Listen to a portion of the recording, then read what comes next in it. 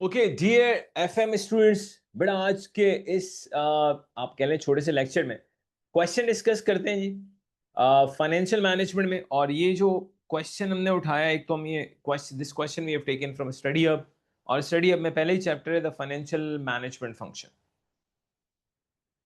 अब सिनेरियो सुन लें so that we can apply we can solve this question.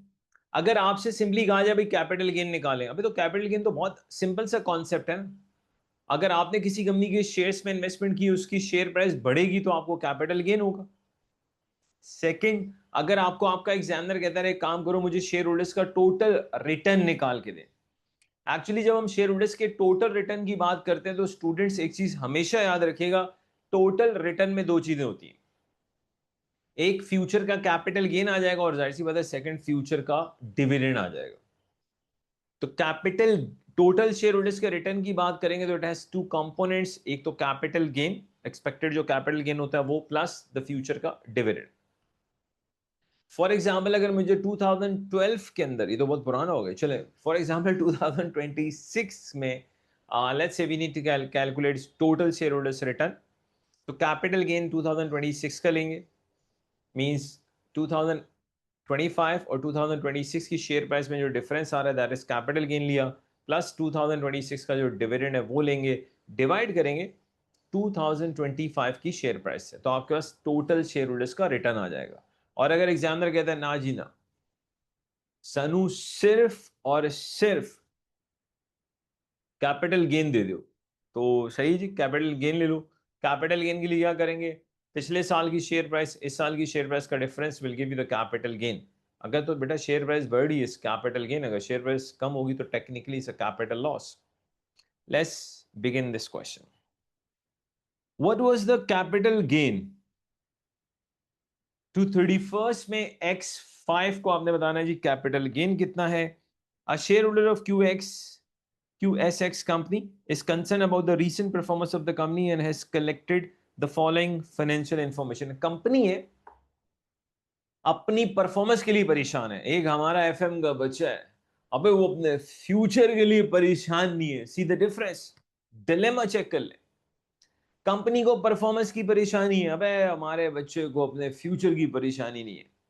छोटा सा पब्लिक सर्विस मैसेज, रात को आज अगर आप ये वीडियो देख रहे हैं तो बेटा आज रात को सोने से पहले 3 मिनट का अपना एक सेल्फ ऑडिट कीजिएगा और जस्ट सी, अगर आप ऑन एवरेज अपने सेल फोन पे 4 से 5 घंटे लगा रहे हैं अनप्रोडक्टिव वे में, तो माजरत के साथ फिर आप सोच लें कि ग्रोथ के लिए टाइम बचा कितना।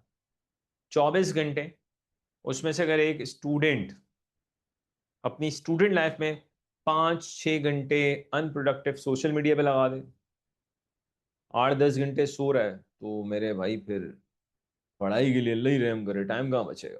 खैर यहां पर आए, कैपिटल गेन जी X5 की बात हो रही है, ईपीएस दिया हुआ है इन्होंने, डिविडेंड पर शेयर दिया है, closing x dividend share price का मतलब होता है एक्सक्लूडिंग डिविडेंड। कम डिविडेंड प्राइस हो तो उसमें डिविडेंड मौजूद होता है। तो 31st में X5 को कैपिटल गेन बताना है, बहुत आसान है। पिछले साल की शेयर प्राइस, करंट ईयर की शेयर प्राइस हम देख सकते हैं, X5 की शेयर प्राइस में राइज आया है तो there is a capital gain. Simply 8.35 लेंगे, माइनस करेंगे प्रीवियस ईयर की शेयर प्राइस, डिवाइड करेंगे प्रीवियस ईयर की शेयर प्राइस से, multiply by 100, that will give us a percentage of capital gain.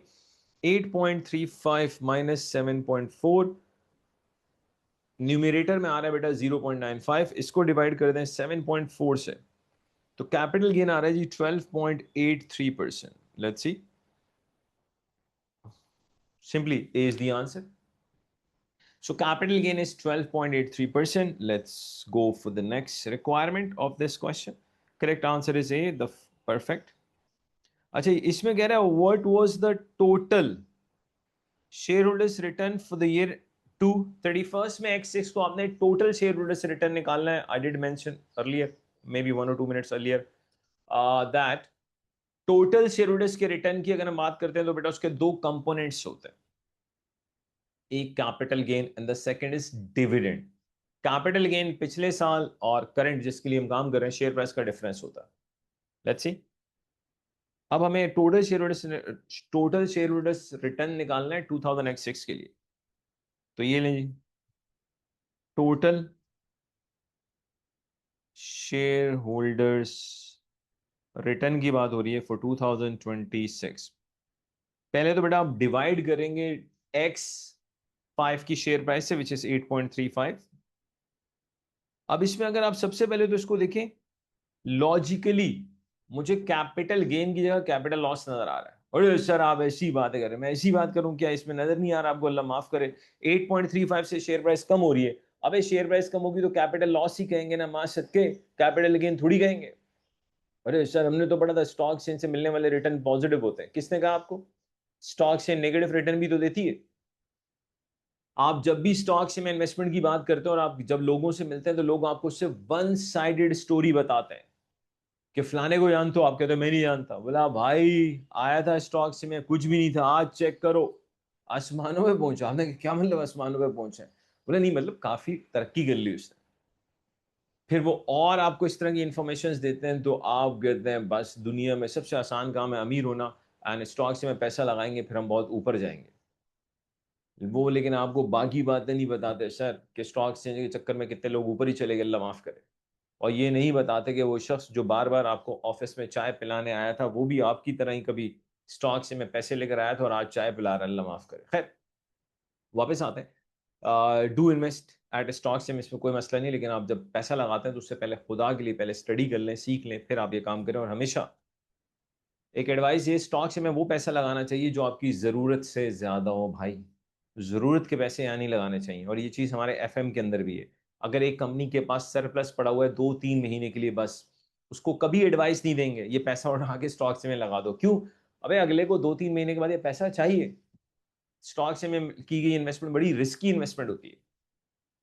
तो खैर वापस आते हैं, यहां पे अगर आप चेक कर लें हमें कैपिटल गेन नजर नहीं आ रहा, कैपिटल लॉस नजर आ रहा है। तो 6.48 में से अगर मैं 8.35 को माइनस करूं तो I be having a negative 6.48 minus 8.35। Student 6.48 minus 8.35, मुझे कैपिटल लॉस नजर आ रहा है -1.87 का कैपिटल लॉस है जी। इसमें ऐड कर देंगे डिविडेंड, एक्स 6 का डिविडेंड है 0.4 इंटू 100, पिछले साल की शेयर प्राइस से डिवाइड करेंगे कैपिटल गेन पिछले साल और जिस साल के लिए हम टोटल शेयर होल्डर्स रिटर्न निकाल रहे हैं, दोनों का डिफरेंस या तो कैपिटल गेन होगा या कैपिटल लॉस होगा, प्लस जिस साल के लिए आप शेयर होल्डर्स रिटर्न निकाल रहे हैं उस साल का डिविडेंड ऐड कर दें।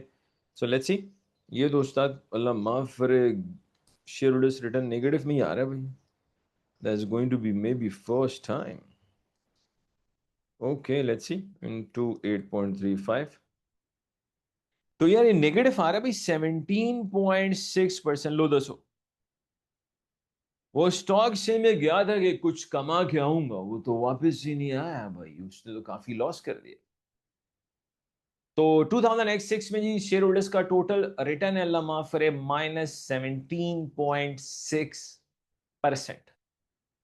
तो चेक कर लेते।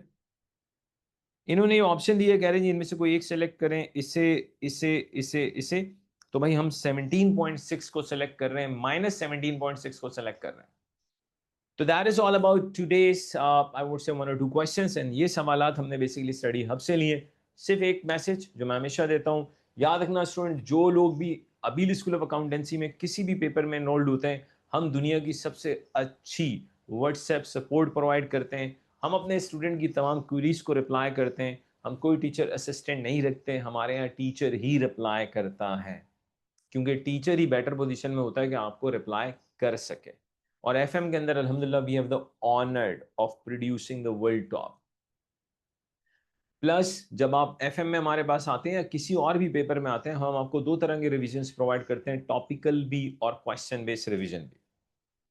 तो that is all about today's I would say 1 or 2 questions from the study hub. Thank you very much.